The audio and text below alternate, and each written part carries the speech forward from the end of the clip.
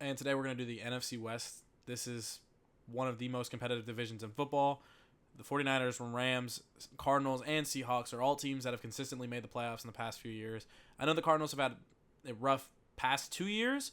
Seahawks did not make the playoffs last year, and the Rams actually, the Rams won a Super Bowl 2 seasons ago, so I'm not going to act like they're in a bad spot.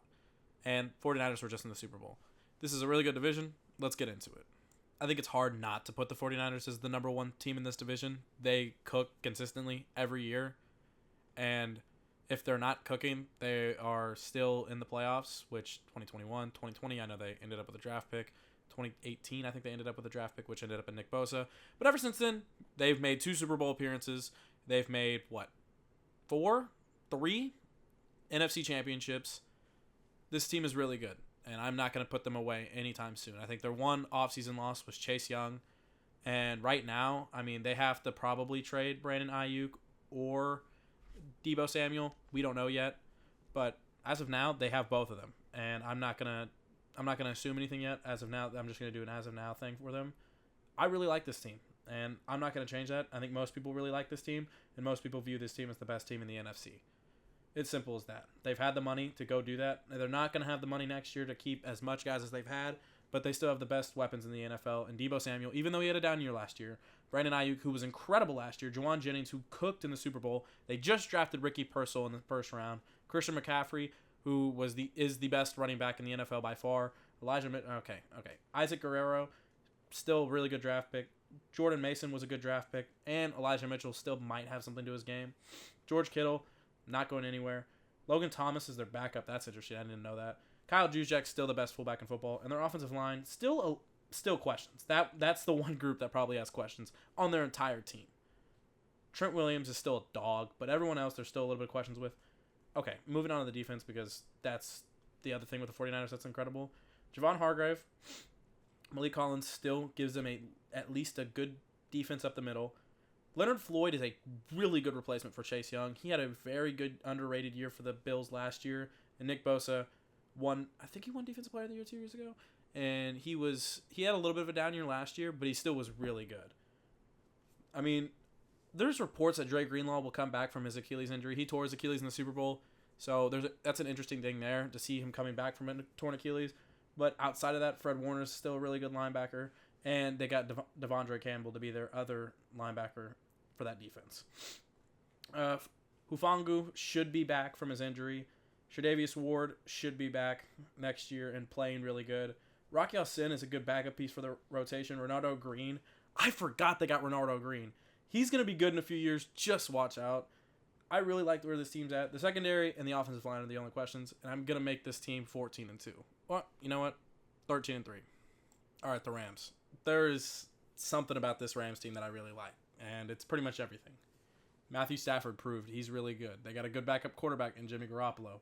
Kyron Williams played really well last year, and if you're concerned about a running back in a Shanahan/McVay system, well, his backup's also really freaking good in Blake Corum. And they have Boston Scott. That's interesting. Cooper Kupp is not the same receiver he was 2 years ago. He had a perfect season 2 years ago. So I'm not going to say he's this god-tier receiver still, but I still think he has some game left to him to be a top receiver in the NFL, or one of, a top 20 receiver in the NFL. Puka Nacua had one of the best rookie years of all time. Tutu Atwell really showed last year he's a good receiver. Demarcus Robinson is still a good receiver. Tyler Higbee's interesting. Colby Parkinson was a good signing for him. Looking at the offensive line, I mean, they went all in. I think left tackle is the only spot that's a little bit of concern. But Jonah Jackson, Steve Oliva, Kevin Dotson was, oh my God. Rob Harvenstein, they'll have to address the right tackle soon because he's older. But this offensive line is way better than last year, and this team's offense was still really freaking good. Looking at the defense, Brandon Fisk, I know they traded 2 seconds for him, traded next year's second for him, and this year's third. I really like the draft pick. He's athletic. They really see a lot in him, and they always hit on their draft picks. Even if people hate on the draft pick, it proves to be right later on, i.e. Tutu Atwell. Kobe Turner, Bobby Brown III, Byron Young, all really good underrated pieces. They had to find someone to replace Aaron Donald, and, I mean, Brandon Fisk is not going to be Aaron Donald, but I still think he's a really good piece. But looking at Kobe Turner and Byron Young, those are guys last year that played really, really good and were really underrated. And I'm not even naming the one guy they really, really have on this defensive line they just drafted, in Jared Verse. Oh my God, he's a dog. Oh my God, he's a dog. He is really, really freaking good, and there's no doubt about it. Oh, okay, because ESPN has their depth chart wrong. Brandon Fisk will play in the role for Bobby Brown, even though Bobby Brown's from A&M. Shout out A&M. So Jared Verse will be playing on the defensive line. They have him as a linebacker right now, but Jared Verse will be that dog for him, and he's polished. He might not have the highest potential of edge rushers in this last draft, but he has the least potential to be a bust because of his strength. If there's one thing you look at in prospects, I say this over and over again, there's one thing you look at prospects consistently to make sure they end up being good in the NFL, or at least decent, it is strength in terms of D-line prospects. They went all out in secondary this free agency. Tre'Davious White, Cameron Curl, Darius Williams. And hold on, I know people are like, well, so what? Those aren't great guys, or those are guys that have been hurt the last few years. I know. But if they at least played at 80% of what these guys have been playing in their careers, I really, really like these signings. And they still have the same corner group before from last year that was at least decent. They did lose Raheem Morris. That is a loss in terms of defensive coordinator. But Shanahan has always had defensive coordinators he's trusted and believed in. And guys that always get hired for a job. Shanahan has made sure Sean McVay.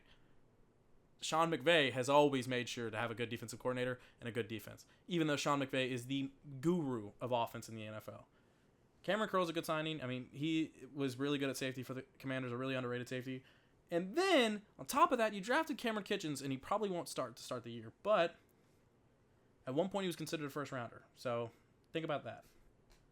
This team all around, I really, really like. And looking at strength of schedule, I believe they are around middle of the pack.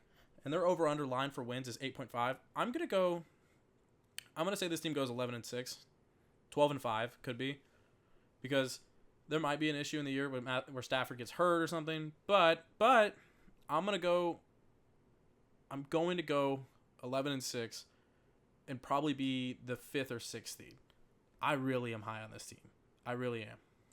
Okay, Seahawks.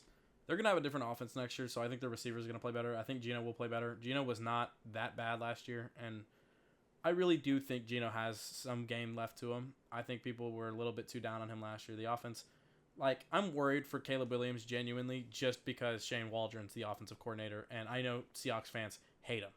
They hate how he used Jackson Smith-Njigba. And I think Jackson Smith-Njigba will have a way better year this year. Laviska Shenault is there. I forgot about that. But DK Metcalf, Tyler Lockett, and Jackson Smith-Njigba, I mean, we saw them last year. They were still really good, and I think they'll be even better this year. I think Kenneth Walker has shown in these offenses that he can at least show a lot of talent throughout the year. He struggles a lot past week 9 the past 2 years. But with that said, I think this is going to be a little different. I think they'll use him and Charbonnet sparingly and try to mix up and not get them as much hurt. The offensive line is going to be a little worse just because Damian Lewis is gone. Laken Tomlinson is their starting guard, and they don't have any depth on that side of the ball, I don't think. I forgot they drafted Christian Haynes too, who's really good. I know they have him at 3rd string right now on ESPN. That's not going to happen. He will not play 3rd string guard. But I think he'll be moved up. He's from UConn. He's the UConn guard. Abraham Thomas, Charles Cross, who I know he's been a little up and down with his first 2 years in the NFL. This offensive line group's not great, but I think Mike McDonald will make it work. Looking at the defense, there's not a lot of talent to love. I mean, Draymond Jones. Oh, okay. Byron Murphy. ESPN's so weird with these positions, but Byron Murphy will play defensive line, and it was an incredible draft pick. I really loved it. I think it really works with Mike McDonald's system, and it shows that he's going to spin on defense. He's waiting. Boya Mafe was incredible his rookie year, and one of the incredible last year, and I think he's going to be really good again next year in this defense. This defense really, Mike McDonald's defenses really show the talent, even from the guys that the league counts out in terms of defensive line talent. Julian Love showed at the end of the year he's still a good safety. They're going to rebuild that safety room, and I think Julian Love will be a part of that. Rashawn Jenkins is their current starter at free safety. It's okay. Tariq Woolen and Devon Witherspoon, that's a good corner group. I mean, enough said. Michael Jackson's on the other side of that. Kobe Bryant's involved with that. Trey Brown. This is a good receiving core, corner core. And I think Mike McDonald's going to utilize this defense perfectly. And if you haven't already figured it out, I love Mike McDonald. I love his defenses, and I'm really excited for this team to see what they do in year one. I'm gonna go 9-8 though, just because the talent's not all there yet, and I don't think they put it all together until year 2. Okay, we know the Cardinals are not the best team, and I'm putting them 4th hurts because in any other division I might put them 3rd. It's not that this roster is like perfect or shows a lot of signs of it's gonna be underrated, but there's a lot of players in this roster that are underrated. I mean, Marvin Harrison Jr. and Kyler Murray, I think that's a match made in heaven for them. Genuinely, Marvin Harrison Jr. loves cooking in that outside the numbers area, and Kyler Murray, that's his favorite spot in the world. Kyler Murray is like the one quarterback that's like good in the NFL and can only throw outside the numbers. It's funny. Zay Jones and Michael Wilson are also 2 really good receivers to have outside of him. And there's a guy on their bench named Greg Dortch that people in underlying fantasy communities and people in the like NFL underrated receivers groups have been raving about. And if this guy pops off next year, I'm telling you now, that's your moment to look at him in fantasy. For all those people that need an underrated receiver to go off next year, it's Greg Dortch. Okay, defensively. Jonathan Gannon's a defensive coach, and their defense last year had no talent. Zaven Collins did look better. Excuse me. B.J. Ojulari looked better or good. Darius Robinson's a good draft pick. I mean, he's not a first-round talent. And no, okay, I'd say he's a first-round talent. I think he's a really good run defender, and I think he's going to be really good in the system with Jonathan Gannon. They do have some rebuilding to do in the rest of the defensive line, but for now, I do like it. Mac Wilson Sr., Kazir White, that's a decent linebacker core, and they were fine last year. Sean Murphy-Bunting is a good signing at corner. They have to rebuild the corner room as well. Max Melton was a okay draft pick. That early they got him. Jalen Thompson and Budda Baker, still a really good safety room. By all accounts, still a really good safety room. And I think this defense will be middle of the pack next year. I think the offense will be middle of the pack. I think they'll be a mid-team, and they just have let me look at the schedule real quick. I'm totally lost on Arizona's schedule. They're also middle of the pack. NFC West actually is 15, 16, 17, 18. 49ers, Rams, Cardinals, Seahawks. So I'm going to say this team probably gets to around 7 wins next year just because they need one more year. I know I'm underrating them, and I said don't underrate them. Totally forgot about Trey Benson as well, drafting him. Incredible draft pick. I think he's the best running back in this last draft class because Jonathan Brooks tore his ACL.